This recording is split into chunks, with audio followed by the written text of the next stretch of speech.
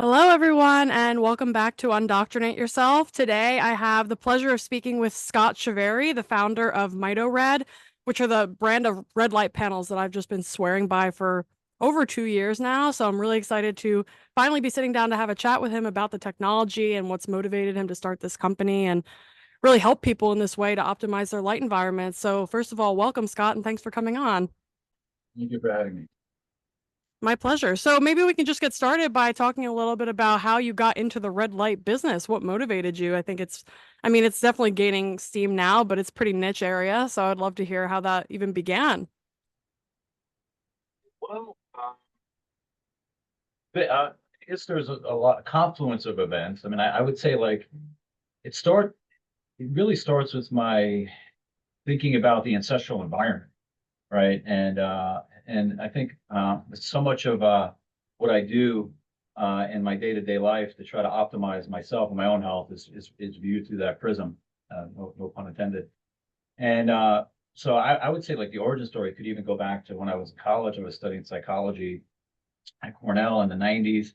And I was thinking, I just had this aha moment, a light bulb moment, where I was just like, wow, I wonder if mental illness, like the root cause of all mental illness, is just the disconnect between our ancestral environment and our modern environment. Right. So I had this idiot, this idea as an idiot 20-year-old kid. But it really stuck with me that that I was probably right about that in some sense. But the funny thing is, I had massive gaps about other things. So diet, and other environmental factors and how they were impacting our physical health and spiritual and emotional, right? So I was very unhealthy in my 20s, and I had really bad insomnia. That was probably one of the worst things. So I was definitely one of those people that lived on the caffeine, alcohol, and seesaw, uh, and um, and it was just not healthy. And I tried everything. I tried every pharmacological solution for insomnia that you can think of.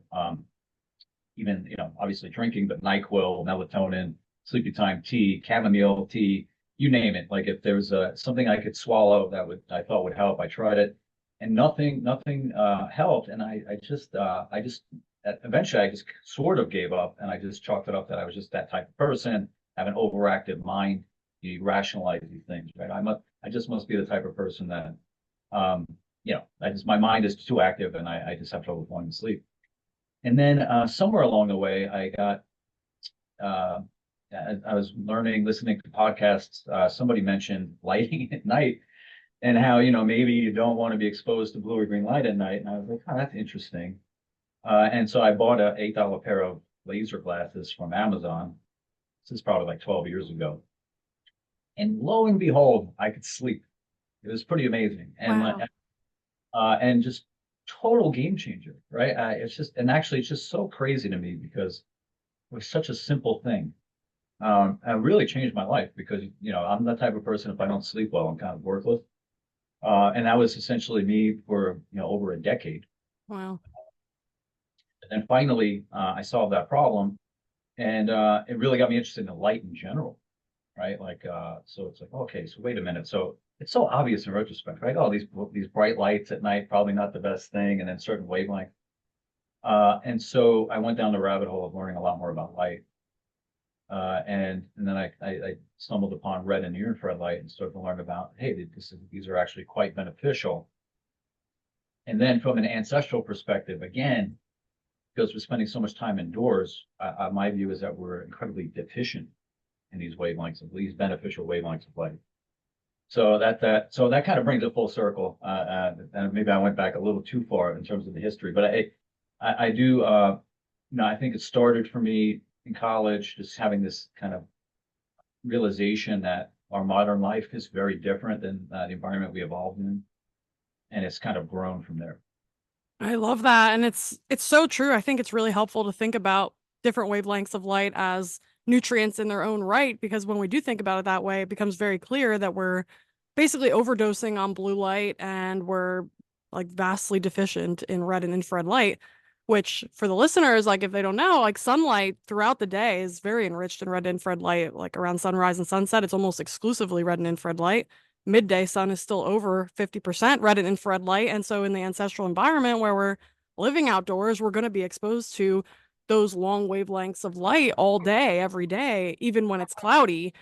And so the very stark difference between that more outdoor ancestral lifestyle versus the indoor modern lifestyles that we have, just by virtue of being behind glass, we're already losing a decent portion of the near infrared part of the spectrum.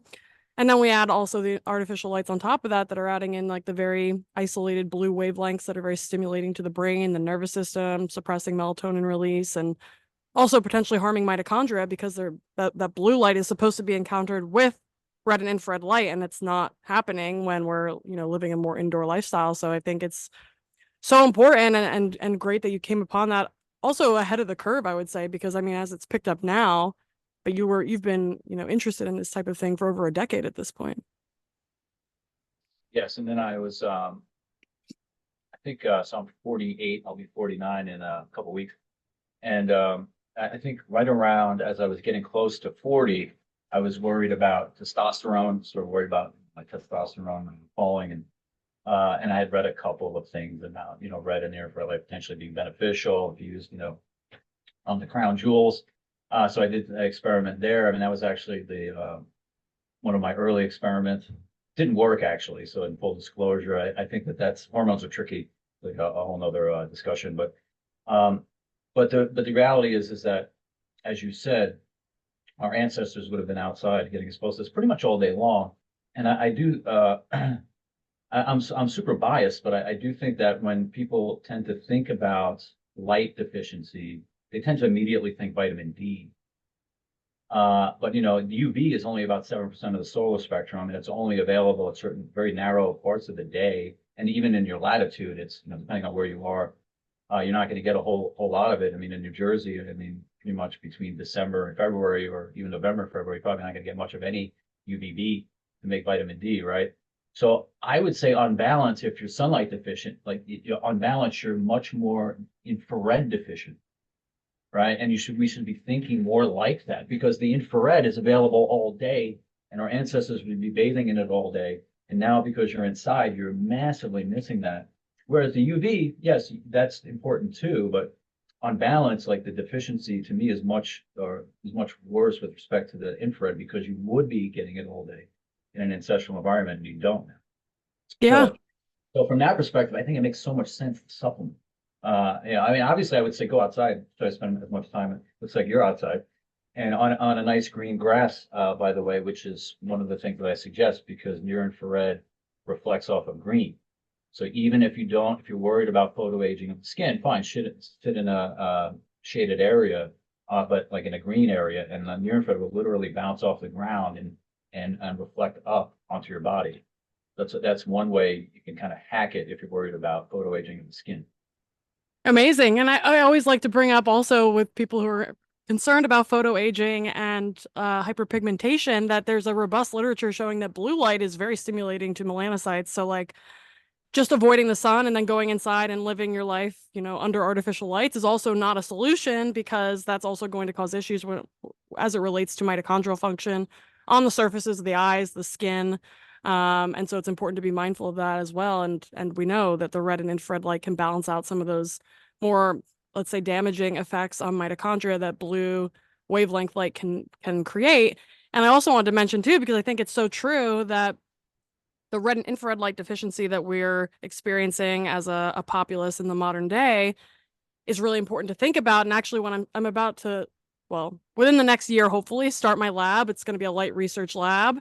And one of the foremost things that I really want to study is I want to find a biomarker for red and or infrared light exposure. And I just think that would be incredible because we have this like vitamin D as a biomarker for UVB light. But if we could get also a biomarker for red and infrared, I think it could really help motivate people to, if we're going to measure it, like, okay, you can, you need to add this much more red and infrared light into your life. Could be a cool way to help motivate people to do that. That would be amazing. I love that you're thinking about doing that. And I would totally be open to supporting you in those efforts. That would be And awesome to collaborate on that. because yes, I was just it's funny, I was just thinking about that because vitamin D deficiency. So what I say to people is vitamin D deficiency is a it's really a proxy for sunlight deficiency. Like that's how we should be thinking about it, not just thinking about this one metric on a lab test. Telling your body's telling you need to be getting more sun. It is theoretically possible to get plenty of red and near infrared light and still be vitamin D deficient. If you spent all 7 a.m. to 10 a.m. and maybe 3 p.m. to 6 p.m. outside. I mean, spent many hours outside, but just happened never to be outside. Midday during the summer, then yes, theoretically. So it's not the best proxy for red and near infrared light deficiency. I was just thinking about it, but it is a proxy. Yeah. But most likely, if you're super vitamin D deficient, it's because you're just not outside at all. So yes, if we could identify something that was a little bit a better marker, that would be amazing. And then also potentially measure the impact of supplementing with devices like ours, or Mm-hmm. or even just changing your lifestyle habits, like trying to spend more time outside, either in a shaded area on some green grass, or just spending more time outside when your shadow is longer than you are, which is kind of the old adage. If you Yeah. just again, if you're concerned about the UV. Yeah, absolutely. So I want to talk about red and infrared light dosing, but first maybe let's circle back to the inception of Mito Red and like how you went about designing your first, let's say, prototype or like building out the product to begin with, how you were selective of like specific wavelengths and like intensity of the light, and maybe we can also touch on like flicker and EMF too, because I know that's something that's variable throughout the industry. Sure. So I would say the origin story back 2018, as was I was a user. Like I said, I was trying to solve for testosterone, and just realized that there were the need to supplement red and near infrared light, and just the options were very expensive. So the initial kind of product development pipeline was more of how do I just build a no frills, very powerful red and near infrared light that is just is good value to the end user, and as measured by watts per dollar spent is kind of how I think about it, but joules per dollar spent, which is joules is just watts per second. And so that was really the origin, and we originally we just used kind of the standard, quote unquote, standard wavelengths that you'll find, which are 660 nanometer red and 850 nanometer near infrared. Now, or pretty quickly moved away from that, not away from it, but we started adding more wavelengths because as I learned more about kind of the history of the industry, I realized that, in my view, the reason those wavelengths are used is because of, not necessarily because of any specific scientific reason, but just because those LEDs were available, but Uh, they're used in other industries. So I think the 660s were used in grow lights, and the 850s are used in the security camera industry. So so if you're there and you want to build a red and near infrared light panel, obviously you're going to get LEDs that you can source, that are available in the existing supply chains, and so that's a good place to start. But then I came across a paper in 2019 and 2020, no, 2019, late night, and it was a 2008 paper by a Russian scientist, Tina Karut. she's amazing. Okay, so you're aware of the paper, and it's Yeah. talking about the peak action spectra for cytochrome C oxidase, and so that kind of drove the first version of the Mito Pro, where we added in 630 nanometer, 830 nanometer. It just made sense to me to try and target the peak action spectra a little better, a little bit more precisely. And then also just from a philosophical standpoint, just maybe spreading the energy out a little bit. When I think of how we can mimic nature, I think mimicking nature is usually going to be a good idea. And so just having these two kind of disparate peaks within kind of the optical window, I said, why don't we try to spread it out a little bit, and we'll hit a couple of the other peak action spectra for the chromophore that's identified as being one of the primary mechanisms of action. It just seemed very logical, so that's what we did. That makes sense. And what about from like an intensity standpoint? So I don't know much about like the electrical engineering behind these light panels, but if you want to shed some light on this, so to speak, about like how like across the industry is there variation in like the dose per unit time of different panels and how like yours compared to something like Juve or something like that. Sure, sure. So there's a couple of things. I think so you're I think ultimately, well, it's really nice. Ultimately, what you're trying to solve for, you're trying to build a good light device or a light therapy device is something that's super safe, but something that's delivering a certain amount of light at a certain distance to the user in a reasonable amount of time, right? So these are the constraints. And so most of the devices have, an LED chip underneath a focusing lens, and the focusing lens just focuses the light out toward the user. Usually the focusing lens is 30 degrees, 60 degrees, 90 degrees. And that in and of itself isn't super important, but it will dictate some other design characteristics within like a panel. Um, and so what we solve for is something that even if you were super close, is still within a safe power. But something that at a comfortable distance, say 6, 12, 18 inches, still delivering a certain milliwatts per centimeter squared or a certain joules per centimeter squared, that where you can get a decent dose in a reasonable amount of time. So just to put some numbers around that, I would say generally at the usage distance, you want to be somewhere between 10 milliwatts per square centimeter to about 100 milliwatts per square centimeter. I think all the research in animals and humans says that that's a effective range, like power, but it's also super safe. Like you don't start worrying about overheating until you get to like 300 milliwatts. So we're still Okay. below, well below, like kind of like the safety concern. And then even like I've had our devices measured at like at 1 inch and like right in front of the most powerful LED we use, and it's about 180. So even if you accidentally were too close, we don't recommend being that close. We recommend 6 to 18 inches. But if you were super close, let's say you fell asleep or something, you're probably going to be fine. And actually, I had that happen once where a customer fell asleep for like 4 hours. This is in our Gen 1 devices where we didn't have timers. Oh, Yeah. And I was like, oh no, and she's like, my face was a little puffy. And I couldn't believe that somebody could fall asleep because these lights are so bright. Like there's no way even though they are red and near infrared, just because they're so bright. But so 4 hours fell asleep, and she said her face was puffy and it wasn't too bad. But that actually did spur me to just eliminate those panels, and now all of our panels have timers. So that can't possibly happen. The longest you can go is 20 minutes uninterrupted and then turn off. So I'm constantly thinking about, is there anything we do to make it even safer? Even though it is quite safe, right? hmm. So the power density between 10 milliwatts and 100, and I think you'll find varying degrees out there. I think like on you probably have a Mito Pro. That panel is in the 70s at 6 inches, so it's pretty high.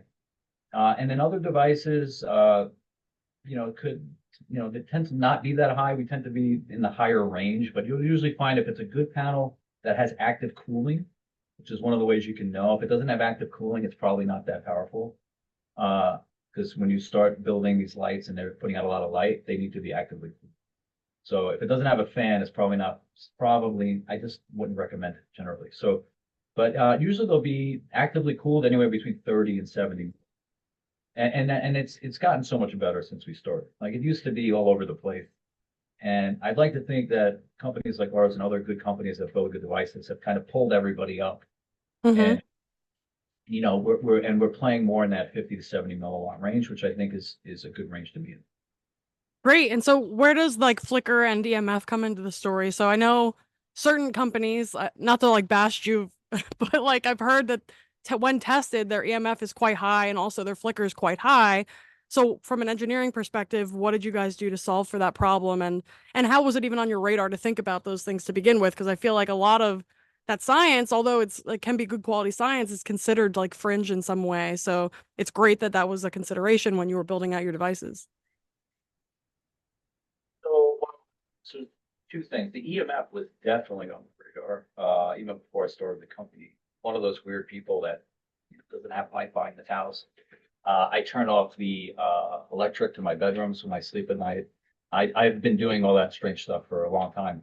Again, and it's also aligned again with my ancestral view that just weren't exposed to these things. And so if there's easy, low or no cost things that I can do to eliminate them, then why wouldn't I do that? And so what same thing with EMF. I mean, it's actually not hard. A lot of the EMF that's created, even like in the wiring in our homes, it's you got wires that are coming apart or just or crossing unnecessarily, and then creating a field, a magnetic field between them. And so if your wiring is clean inside the device and thought out, a lot of that goes away. Or just moving the drive, which is going to be the primary source, to the back of the device or to the bottom or to the top. Uh, Little thing, right? And so I'm very mindful of EMF, and then even we do have an app on some of our new devices, but if you want to, you can disable the Bluetooth and it won't transmit. If that's, and I am kind of one of those people that would probably do that, although I do like to use the app occasionally, but I just turn it on, turn it off. This way it's not broadcasting the whole time, because a lot of devices that we have around us that have Bluetooth, they are broadcasting even if you're not actively using them, which I think is Hmm. silly. Um, and so that's the EMF story. It's actually not that hard. And actually, our Adapt series we even improved, and we use a shielded power cable, so there's no measurable electric field on the cable. Uh, I've done everything that I know to do from an engineering standpoint to minimize that, because again, that's something that I do in my daily life, right? So I'm building devices that I would use, right? If I wouldn't use it, then I can't bring it to market. Now, on the Flickr is a different story. So when we started, I didn't do anything about Flickr because I was skeptical that it was really much of an issue. And kind of my thought about Flickr is, so well, for folks that don't know what Flickr is, it's just the change in the intensity and amplitude of the light at a certain duration. So, and it's really an artifact of alternating current. And so, we have these LED lights or fluorescent lights around us. And actually, it's more of an issue now because of LEDs and fluorescence. It really wasn't an issue when we used incandescent. Yep. Those light up from heating a filament, so even the alternating current turning on and off, the dissipation of the heat and it really muted the effects of that. But LEDs, they literally turn right on and off. So there is a flicker of the light, and it's usually 100% amplitude with the LED. And so the idea is that these screens that we look at, or these LEDs it's light that we're exposed to all day long, is turning on and off imperceptibly, and it's just a subtle stress, particularly to the eyes, right? So, and I 100% agree with that. And also, I think we've all sensed it. Like if you've ever gone someplace where they have fluorescent lights and you spend a lot of time there, me personally, I start to feel like crap. Yep. And so like there's something going on there, and I think it's just the stress to the eyes. Also, interesting story. I had a quick sidebar, but I had eye surgery, elective eye surgery, a year ago, and it was just essentially cataract. I had a lens put in. I've had bad vision in my right eye since third grade, and I was like, you know what, I'm just gonna do something about that. And I had complications from the surgery, so I probably shouldn't have gone into it so lightly. But when I went into a store that had fluorescent lighting, the eye as it was recovering just did not like it at all. Like it was just that stress because my eye was compromised was so much more exaggerated. Wow. I was only comfortable outside in sunlight. That's the only time that I could actually kind of relax. It was actually a very thoughtful couple of weeks as I was healing from that, and I was worried that it was going to not go away. But I noticed this huge difference between being outside in the sun and then being inside the store that had the fluorescent light, where I literally had to turn around and walk out because I'm assuming the flicker stress of that eye was just too much. So, anyways, flicker is definitely an issue now, but it by what I would say is I don't know how much of an issue it is in red light therapy devices where you're using it for an acute short period of time with your eyes closed typically or glasses on. And so that's why initially I didn't really solve for it. Having said that, uh, as a business person, I believe in listening to our customers. And so our customers were asking about it. And again, just like with EMF, there's very easy things you can do. You just use a special drive that neutralizes the alternating current essentially, and you can eliminate it. And so, and it's a very low cost change. So Great. we did. Nice. Yeah, I personally am very sensitive to flicker. I always notice it, and whenever I'm with people who are like, I don't know what you're talking about, I just pull out my iPhone and put it on slow-mo mode. I'll film the light and then I'll show them like, look, and you can literally see it flashing. Some lights are way worse than others. Like some Christmas lights are like that, or like, just LED and fluorescent bulbs, like you said. And even when fluorescent bulbs start dying, they start like spinning. Like that's kind of I feel like that's what's happening actually when they're working. It's just happening so fast you can't really see it until it starts dying. So it's definitely a thing. And I think there's certainly an aspect of like nervous system dysregulation or sympathetic drive that comes along with flicker that, a lot of people may, experience anxiety or feelings of unrest and may not realize that it could be literally from the lights that they're surrounding because like the sun is operating on DC current and nature runs on DC current. Like our mitochondria are powering our cells via DC current, and the entire grid is AC, and that's reflected at the level of like the lights in the flickering process and also the EMFs. So I think it's an interesting choice that was made back in the day with regards to choosing between an AC and DC power grid. From my understanding, the major thing was that you can scale an AC power grid much more readily than a DC grid. But, interesting from a biological perspective because there wasn't that insight back in the day about DC currents and biology and the potential harms that could come from AC EMFs, essentially. Yes, yeah, my understanding is that you can just you can send AC much further distances, right? So the scalability of that. But I think the nice thing is that there's things I kind of liken it. There's things you can do like when it gets to your home to clean it up. We have they call the Power Perfect box in our home, which at least cleans the dirty current up as it gets into the home. I think of it just like putting a whole house water filter. Mm-hmm. Maybe you take out some of the chlorine and some of the impurities in the water as it gets to your home, so all the faucets have cleaner water.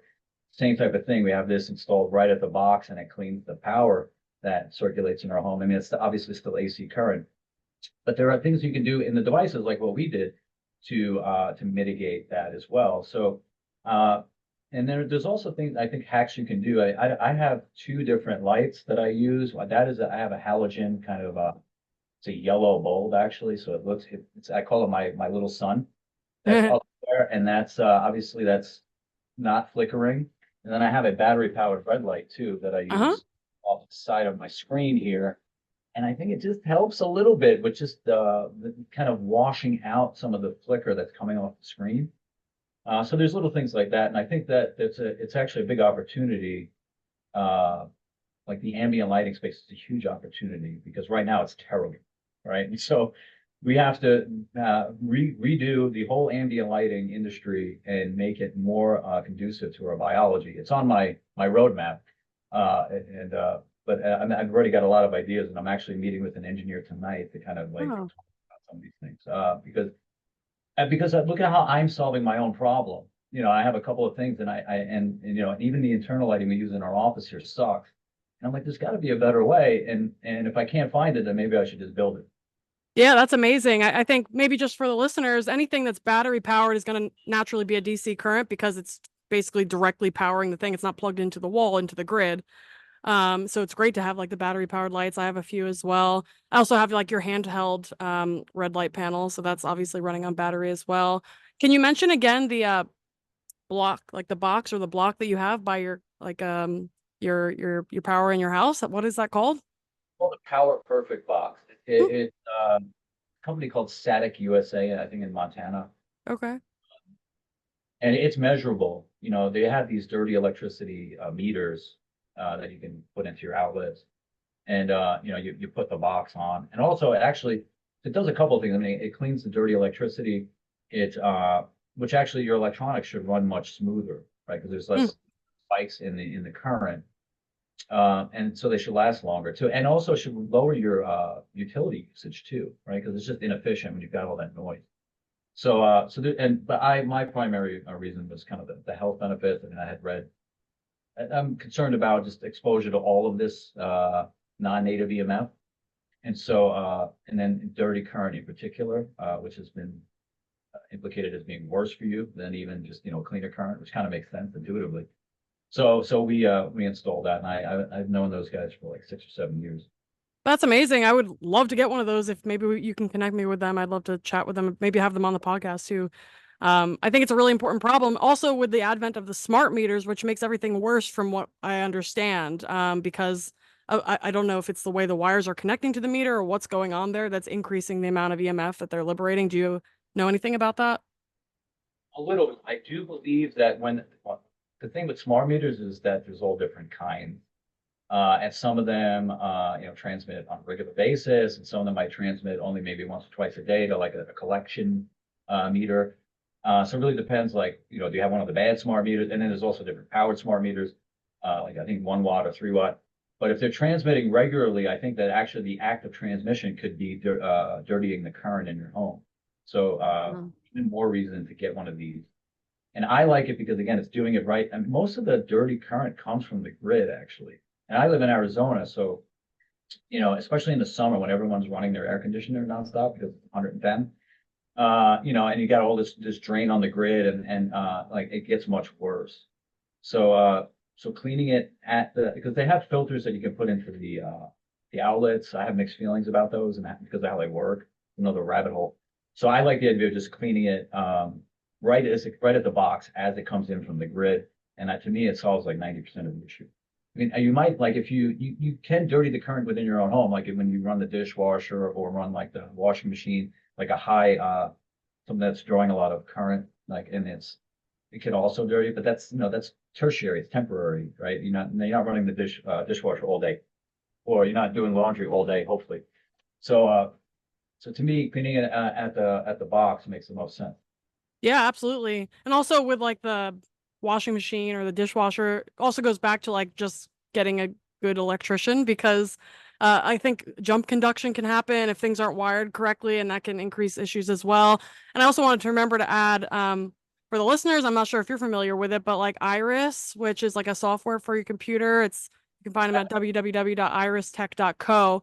That's like a software that will remove flicker from your computer and then also will like reduce blue light throughout the day. So it's going to naturally um, be more red enriched into the evening hours to help protect your eyes and your melatonin system. And so that can be a great solution for people if they're looking to, if they're on computers a lot, that can be a really good way to help minimize flicker and blue light as well. And also just protect from like feelings of burnout and like eye strain too. I found that like I can be on screens much longer if I'm filtering out some of the blue light and the flicker as well. We have Iris on every computer here at our company, and Amazing. because and it's like the first thing I do. And actually, we're a small company, we only have 10 employees, so I am the IT department. And which is kind of scary because I'm not super tech efficient type of guy. But it's the first thing I do when we buy a computer. I upload our firewall, security software, and then the next thing I do is install Iris because I know if when just the strain personally, and I also wear filtering glasses too occasionally. And if you haven't tried these, you really should, because for me, even with Iris, when I put these on, just my face and my eyes just relax. Mm-hmm. So huge difference. Just filtering out that extra layer of blue. But yes, big fan of Iris, and I also just like just how it's 14.99 I think for like a lifetime license, so it's nothing. And it's super flexible. You can go in and change it, and you get different settings, very customizable. Obviously, if you need to, like, if we're doing something creative, we need to turn it off, we can, but then we, because we want to see the full range of color. If we're doing something for marketing or whatever, but then when we're done, then turn it back on and protect our eye. Yeah, it's great to have that flexibility and it's really easy to use and very affordable too. So I think it's something that's like a total no-brainer. Do you want to dive into some of like the benefits of red light therapy? So I mean, you mentioned potential links to hormone health, though it's more complicated than that. Can we talk about maybe like skin or wound healing or other things that you think are really interesting that are even either emerging in the space or even research that's already been done? Yeah, well, what I would say is, the primary mechanism, and there are several mechanisms, but the primary is just helping the mitochondria make energy, and it does that. It seems the leading prevailing theory is that it's modulated through cytochrome C oxidase. Uh, and so there's over 7,000 studies, and I don't know if you're familiar with the database, the research database, but if you're not, I will definitely get it over to you. No. Oh, you're gonna love it. You're gonna love it. So Sounds awesome. it is a giant spreadsheet of over 7,000 and counting studies that have been done on photobiomodulation, and it's all sorted. You can sort by what it's, were they studying the brain? Were they studying bone? Were they studying wound healing? Were they studying, what were they studying? Skin. And then, what wavelengths they used, what the power density was, and whether it was positive or negative. I mean, it's all super. So if when for our blog, we write articles just generally on the science and studies that have been done. It's such an amazing resource.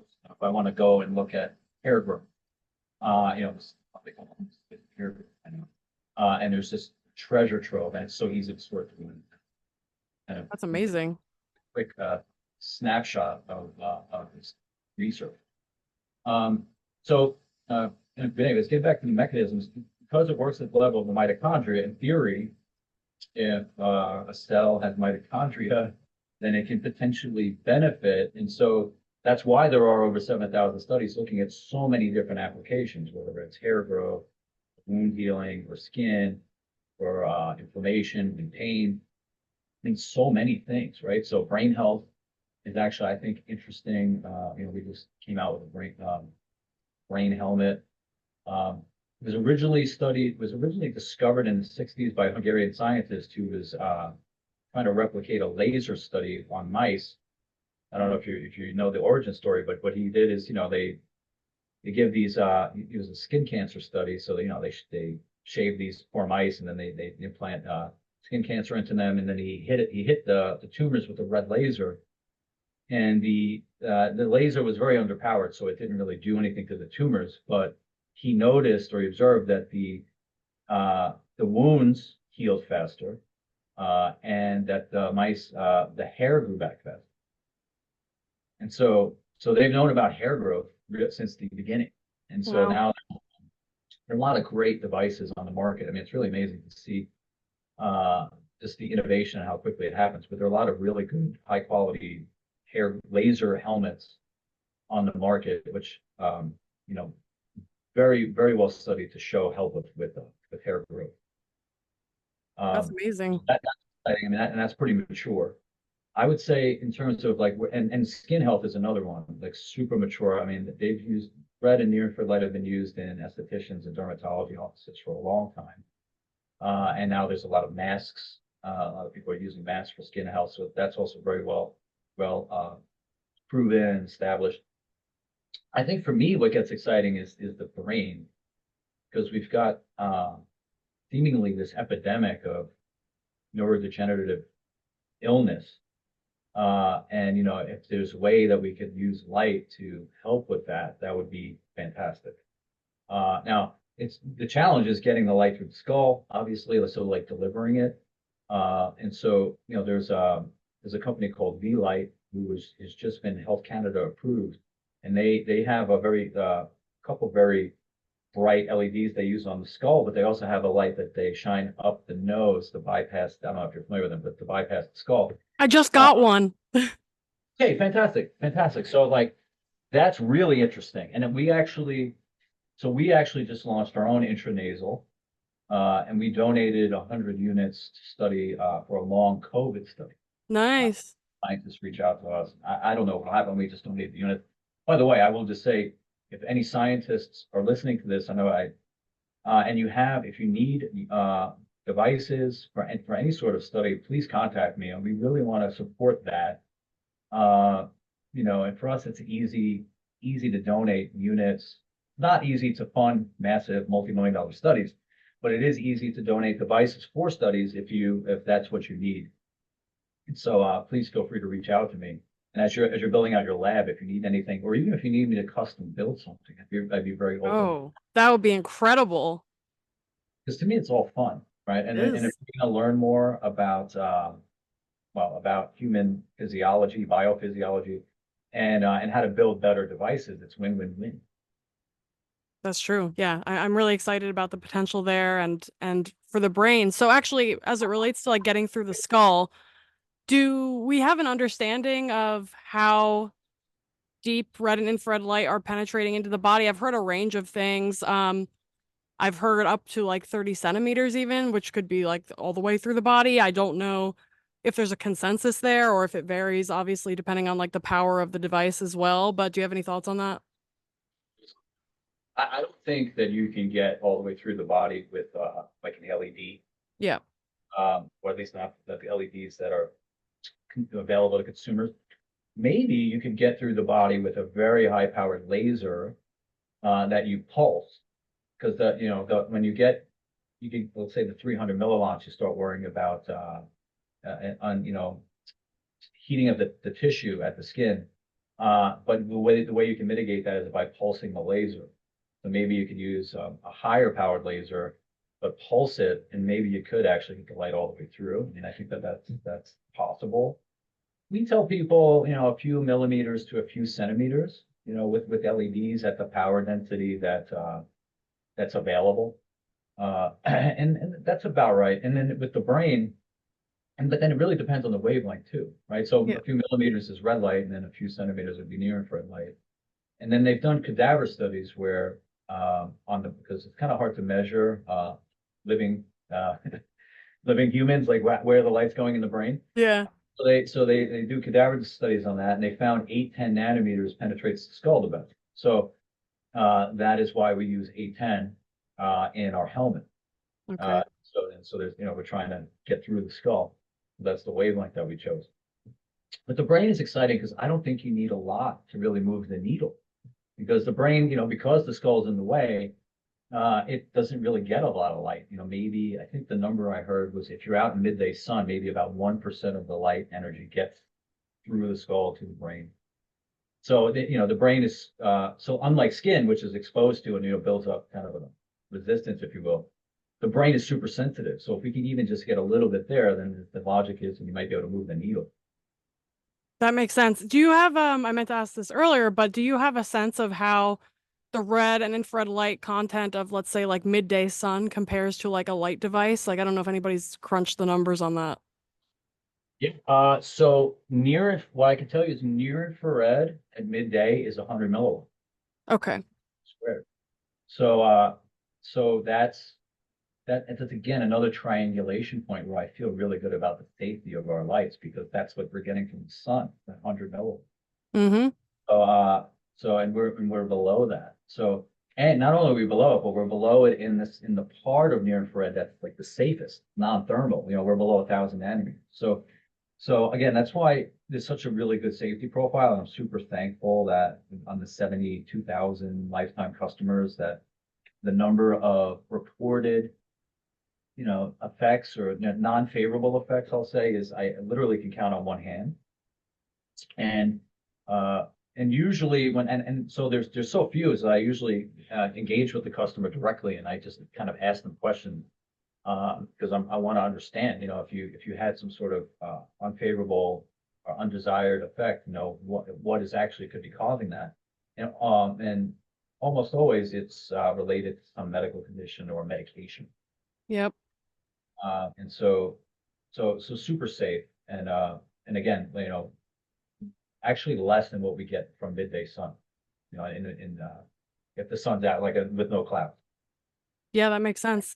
And actually, on the topic of like health benefits and for humans, I mean, I know you guys released like a pet pad too. Do you want to talk about it a little bit? Because I thought it's such a great idea. Because personally, I can say my animals, whenever I use the panels, they are magnetized to them. They love them. Well, that's funny because that was really the origin of it.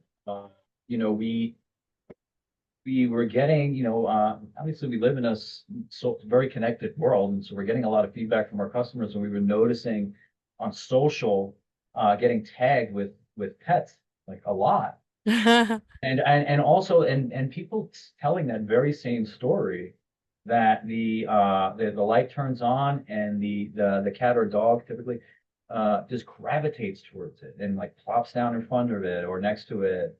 And it's just like, wow, like, well, first of all, there's an opportunity there. Like, we know that uh it works just the same on animals as it does on humans, right? But also, like, the animals are probably telling us something. Like, that's how I think about it too. Like, Yeah. they're probably much more in tune with their physiology. We're so distracted and we live so much in our heads, and so we're also, I feel like we're very disconnected. generally.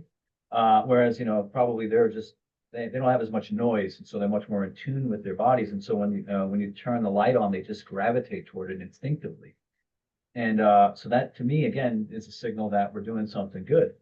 But also that, maybe we should just have something for the animal.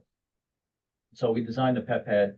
Really, it's the same LEDs that we use in our belt, but we just put it on a battery. So we didn't want anything that would be plugged in that if Fluffy or Spot decides to chew on the wire, we don't have an electrical hazard. Yeah. So the battery powered only, and it's just a very simple pad. But yeah, it's catching on. I'm actually kind of surprised that I mean, I have three cats. I love my cats, but I'm surprised at how well it's doing, frankly, because people love their pets. I guess I shouldn't be We surprised. do. We do. And yeah, they clearly love it. Are they the same wavelengths? So which wavelengths are in the pet pad compared to like the Mito Pro? So 630, 660, 830, 850. So, Amazing. but it's actually, but we use two-thirds near infrared, and the reasoning is, they've got a little bit more fur. Yep. You probably want a little bit more near infrared to get kind of through, because near infrared will go through clothing. I mean, it will go through bone. So we wanted to pump up the near infrared with that because obviously usually the pets have got a little bit more in the way of their skin. Yeah, makes sense. Do you want to talk about some like basic recommendations or protocols or suggestions you guys use for different goals somebody might have, whether it's skin issues or injury healing, or maybe discuss like the distance and the time and what typically works well for people? Sure. So, I would say the dose matters, and it really depends. Generally speaking, for the skin, we recommend a little bit less, and for the deeper tissue or bone, joints, muscle recovery, we would recommend a little bit more. And so, just to give you kind of numbers around that, so our device is put out at the recommended usage distance anywhere from 2.5 to 3.5 joules per square centimeter per minute. And you generally, if you look at the research, you generally want somewhere between 5 joules and 50 to 60 joules, depending on what you're doing. So like 5 joules would be like the eyes.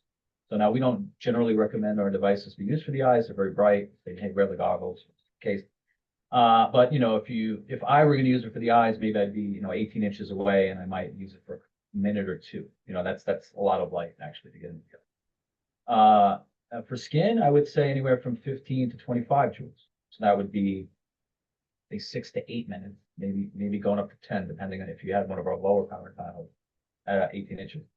And then for deeper tissue, you want more. Or if you have an acute injury, maybe you want 50 to 60 joules. So if I sprained an ankle or if I hurt my back, actually, 2 Christmases ago, I was putting together my son's bike, and I was just using really, really horrible posture while I was down on the Mm. ground, putting it together, and I wrenched my back Ugh. because I'm an idiot. And I had a Mito Pro on my back for half an hour, and I finally I just kept it going until I started to feel better. And so I would normally, that's a lot. I wouldn't normally recommend that, but that's for that acute problem. That's like what I needed. Um, but anyways, that equates to anywhere between like 2 minutes and 20 minutes thereabouts with our devices. So it's not an accident that we kind of just generally recommend about 10 minutes, for kind of regular, maintenance, if you will. And that's again, based on our reading of the literature of like 5 to 60 joules for most things. Amazing. And yeah, and just for the people listening, for some context around like how I'm using them, I also like to run the panels in the background if I'm going to be inside and want some extra red and infrared light in my environment to try to mimic what I might be getting if I were outside. Obviously, it's not perfect, but it does help to just support your mitochondria in the very low red infrared environment of indoor artificially lit environments. And I personally feel like it helps me with like just focus and energy and not really getting like any sort of mental fatigue as I'm working. Though this time of year I'm primarily working outside. I really like lean on the panels a lot during the winter time. Also for use when I'm using like my spurty lamps, like the UV lights, the vitamin D lights, I like to combine them together since naturally we would receive UV light always with red and infrared light in midday sun. So I try to use them together to mitigate some of the effects, because there's also some really cool research showing that red and infrared light exposure before and after and presumably during UV light exposure protects against skin inflammation and burning. So it's a really nice synergy there to get some of those benefits you would get from midday sun more towards like the late spring, early summer. So those have been some great applications that I've loved to use them for. I also, at nighttime, if I want to use the panel, typically I just use it on like the near infrared mode so that I'm not getting the brightness from the red light. Is that something that you also like suggest? I know that we say, so again, this is my, I'm going to veer off into my own personal opinion on this. And so we know that blue and green light are the problematic wavelengths for melatonin suppression. Having said that, there is no time in nature where we would have been exposed to the kind of super bright light that comes out of a panel like ours after sunset, right? So Yep. even though it's only red in the infrared, it is a very large amount of just light energy in general. And even the brightest bonfire, would probably not, really come close to that. So to me, I would say, I like to use it, and I just generally recommend using during the day because it's more congruent with nature. And even though I'm not aware of any research that says that a very powerful red light could disrupt your circadian biology, I would still just be, I would just recommend trying not to use it at night. So I agree with your approach to just use the near infrared. Yeah, I do use a little bit of, we have a pod now. So, and so I do use that at night, especially if I miss my daily session, panel session for whatever reason. And I just want to make sure I get my dose of infrared and red.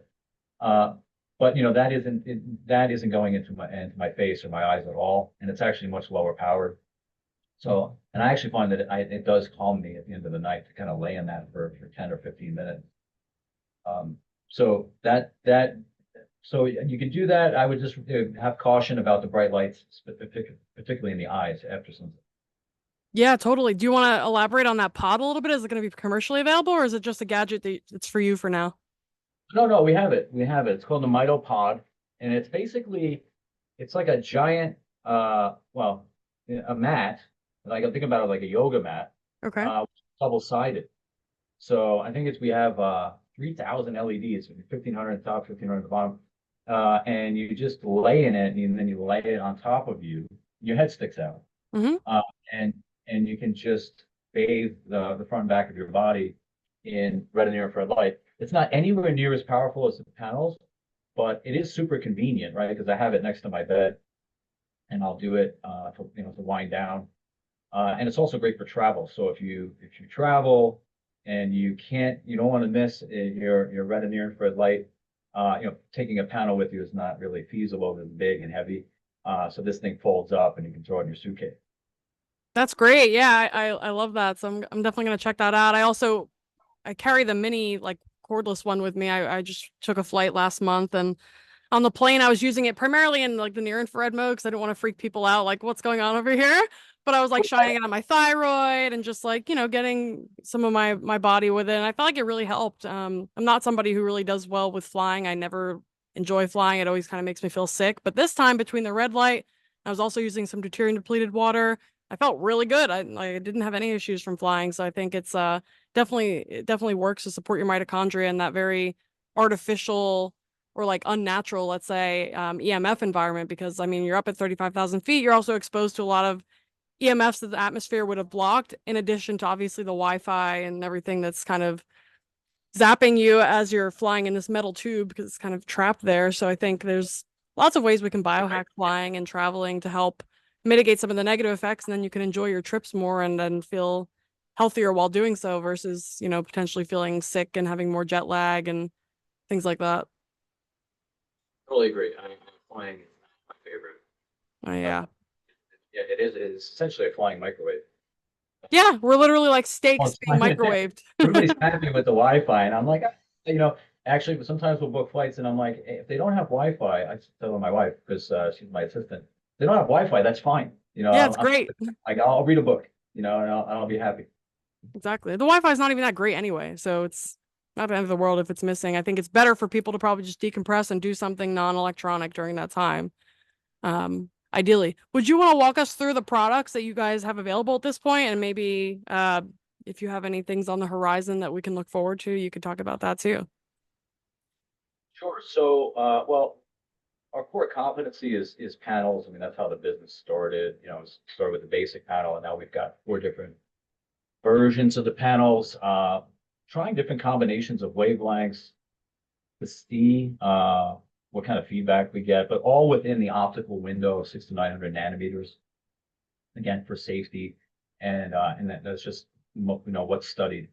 Um, but different combinations, and the adapt. I'm not sure if you're familiar with the adapt, but the origin story for the adapt was trying to see if we could systematically gather data on what is actually working for people. Because if you were to ask me what should I do for sleep, I don't know. I don't have a specific answer, and I don't know that anybody does. I mean, we could point to a couple of studies that were done using XYZ wavelength, but that doesn't mean that that is necessarily the best wavelength or the best duration or power. It just means that there was a study done that showed that there was benefit from those specific set of variables, right? So the adapt was meant to, we use 4 wavelengths, but there's 11 different modes. So there's 11 different combinations of wavelength, and it's app controlled so that we gather data on how it's being used.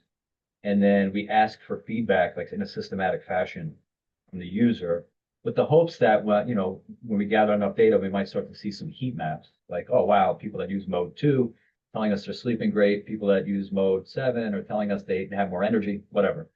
And then maybe we can use those to inform kind of small studies that we would fund. Like, Cool. so that is the origin. And so that product's been around for about a year and a half, and it's actually on my to-do list to kind of start to crunch the data, see if we're getting any signals in the data or if it's all just noise.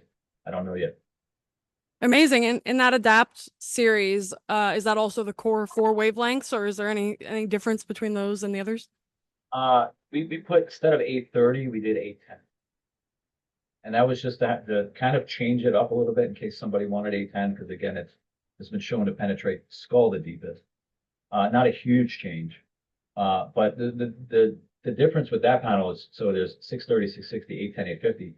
You can make half the panel 810. You can make half the panel 850. You can make half 630. You can make half 660. You can make it 630, 660, 660, 810, 850. You get it. There's 11 modes. So all of those 4 wavelengths, we can create 11 different combinations. And that is super unique. That doesn't exist anywhere else, actually. Normally, it's just, hey, you can put red on, you can put near infrared on, or you can put both on, and but not that level of flexibility. So, like for most devices that have 660, you can use the adapt without 660 at all. You can just make it all 630, and then Cool. half 810, 50. So that's out there, and it's being used on a daily basis, and we're hoping that when we look at the data, might see some signals. We'll see how that goes. So and the panels to me if you're going to invest in a light, to me that's the best place, just from a power and longevity standpoint. I think I just had somebody leave a review. They've had the lights for 4 years and they're still going strong. It's just like, Yeah. I love to hear that, but it's also, boy, it's not the great business to be in when the panel lasts for 10 years. So um, and then we've expanded, and we do have helmets. We have helmets for hair growth. We've got the brain helmet, which I'm also donating. There's this it's a place, Opti Health in North Carolina. They're doing study on vets for TBI, so we donated a bunch of stuff to them to do the study. And then the flexible devices, so the pod and the mat that I mentioned. We have a belt. The belts we see used clinically with functional medicine docs with semaglutide for weight loss. That's another interesting application. And then we do have a new product. I didn't bring it. It's on the site. It just launched. It's called the Mito Red. Okay. And I don't know if you've ever seen these neck pillows or Yeah. these neck wedges. So they're really meant to, I think the technical term is a cervical orthotic block. And you lay on them, and you really just for 10 minutes or so, you want to adjust the curvature of your spine back from what we're doing all day, every day in front of the computer, or looking down at our dumb phone. And everybody's got neck and shoulder problems because of just what we're doing every day. So 10 minutes laying on this is supposed to, reduce neck pain, reduce muscle stiffness, shoulder pain, etc. But red light also does those things. So what we did is we built a unique cervical block that has transparent PVC and silicone on it. And we have a mobile device like yours that slides in a drawer inside of it. And you can illuminate the spine while you're adjusting your neck for the tendon. Hmm, cool. That actually, I'm really excited about it. And we're actually going to the chiropractic show in Florida in August to kind of debut it to the chiropractors and get feedback. And, but it's really interesting. Like, and that's something that I struggle with. So it's just super fun to me to, half of what I do is solving my own problems. And I always have terrible tension in my neck, and my posture is not the best when I'm working, and so this was kind of born out of that. Nice. Nice. So we have the neck pillow or block. There's the pod. Oh, also, for the pod or like the blanket, would you use that for a longer period of time to get the same effects, or is it still just like a 10-minute period that you would recommend? It needs to be longer. And Okay. those again, it's much smaller LEDs. Now they are used up Yep. against the skin, so the lack the lack of distance from the device makes up for it somewhat. But they're still, they're not actively cooled. There's no focusing lens concentrating the light. So they're much lower powered. I mean, they're more on the order of 10 to 20 milliwatt. So they're in the range, but they're much lower. And so you'd want to use it, 2 to 3 times longer to kind of get the similar benefit of a panel, but you won't get the penetration that you'll get from a panel, right? Because the more power, the more penetration. So you can get a cumulative dose delivered to the body that's similar, but it won't reach as deep. That if that helps. So again, to me, the panel is the way to go. Uh, but the pods and the flexible devices, they have their use case. And certainly for me, if I miss my daily session in the bed, or I'm super blessed to have a front and back kind of sandwich panel set up head to toe. If I don't get in there during the day, and then yes, I do the pod at night, but my strong preference is to do the panel. And are all the panels across the different series, are they powered the same amount? So it's like the penetration is going to be the same, or are the pros more highly powered or the adapts more highly powered than like the base model? They're close. There is it's like we have our kind of original like budget conscious series uh that is a little bit lower powered. The pros, we have two pro series so now and they're very, very similar actually, the power density. They're in that mid 70s range. The adapt is actually a little bit lower because we had to squeeze two chips under each lens in order to create the 11 modes. And so there was some like constraints there. And so the chips are a little different in terms of like how we had to engineer that. And so we had to give up a little power, but still, off the top of my head, it's maybe in the mid 60s. So we're between 50 to 75, for all of the panel series, but the pros, if you just want pure power, then you want a Pro X. It's kind of the new. Got it. And what about for the handheld ones? Are those also the same power? It's just a smaller panel? Little bit lower because again, Okay. like it's battery. So you're Yep. rated by like how much juice you can put in a battery and also have it not die after 20 minutes of use. Right. Yep. So you want to charge it and have, we want it to last for a couple of hours on a charge, and it's only 12 LEDs. Those though, like I actually, if I have like an elbow issue or a knee issue, I will put that right on my elbow. And so you can get it closer, even though it's not nearly as powerful as a pro. You can put it much closer to the body, and also just because it's handheld, you can easily do that.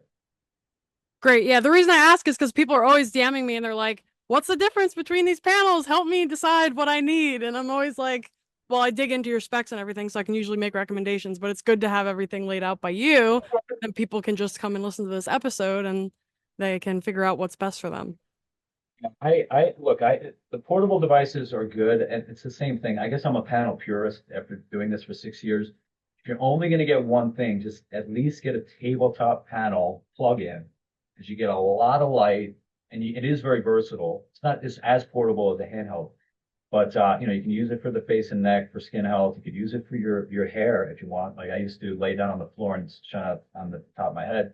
You use it for any body part, and you get a lot of light. And also, those things are built like tanks, and so they'll last really long time. The other downside of the flexible devices is that there's a lot more wear and tear. So I don't expect that they'll last as long just because of how they're used. But I would say invest in a panel, and then if once you start to really love red light, then we certainly would appreciate if you came back and got a portable and maybe a handheld or a flexible belt or something like that. That would be great. But if you're only gonna get one thing, definitely get a panel. Yeah, it's good also for like the portable ones as conversation starters. I've noticed because people will ask me about it, and then I get to give them my whole spiel on light and the importance of different frequencies of light and how it's benefiting their health. So I think it's great, like icebreaker, and it's also fun and really helpful just in general to be able to have something that you can take with you that can be supportive, even if you're not going to have access to your at-home panel. But totally agree. Like we've had our full size, like the 1500 and 750 panels since it's probably been like 2.5 years, and we use them almost every day and absolutely love them and can't live without them. Like I know a lot of other people that have red light panels that have complaints about them, and I literally haven't had a single complaint about ours. I just absolutely adore them. So we're coming out with a new handheld, so I'll definitely send you one, kind of get your feedback. Cool. I mean, it has a very nice aesthetic. It's got a handle. It's got an ambient light, but it's an amber light, not a white light. Ah, Wanted to use it on your nightstand for evening lighting, you could. Um, so yeah, it's exciting. It's taken a while. I think it has a much. I think probably have a flex. yep. Um, I like the flex, but this one has like a much cooler kind of look or aesthetic to me. So like that, there's different ways to innovate. We can have more power, we can have different wavelengths, or we could just improve the aesthetic. So we're trying to do all of this. Yeah, that's true. I mean, there's like definitely functionality components. Sounds like the handle would be a great addition. So the power's going to be the same. It's just basically in a different package. Yes, yes, and actually, Great. we'll four wavelength in this because why not? Oh, amazing. That's awesome. Well, I mean, this has been such an informative podcast. Is there anything else you want to share before we sign off for now? I know. Well, just thank you for having me on. I mean, obviously I love talking about light and health. It's been game changer for me. And I'm super thankful for. And I know that you're a fan of Jack Kruse. I mean, Jack Kruse was instrumental. I mean, I read his book, uh, when it first came out, and obviously I followed his work, and that was a big part of like what's brought me to this point today. So super thankful for the people that came before us and that educated us on the importance of this, and that's what my purpose is now, is to try to help people live better lives, empower them to live better lives, and to hopefully create products that help them in that regard. So if you have any questions, just feel free to come to our site, send us an email, info@mitoredlight.com. Amazing. And I'll include in the show notes the email and your website and your Instagram. And you said you have blog too, a blog? Yes, we have a very got dozens of articles, Great. all sorts of topics, diving into everything. So it's a lot of fun, actually. It's also very good for me to kind of stay on top of the research because there's so much. That database I mentioned when I started in 2019, there were 4,000 studies. Now there's over, Wow. and so just in the past 6 years, it's grown by 3,000, which is incredible, right? This Wow. piece of human knowledge is like accelerating, right? Pretty crazy. Yeah. Yeah. This is a really hot topic too. And I think it's helping a lot of people. So it's great that there's a push to understand and learn more on the topic. And I'm definitely going to check out that database. But Scott, thank you so much for coming on. Like I said, I'll include all the info in the show notes for anybody who's listening who wants to check out their products. And I also have a discount code with them, and I'll include that there if you guys want to use my affiliate. You can. Otherwise, I mean, you're going to enjoy it either way. So I'm happy to spread the love and share these incredible products. And thank you so much for coming on. This was really fun.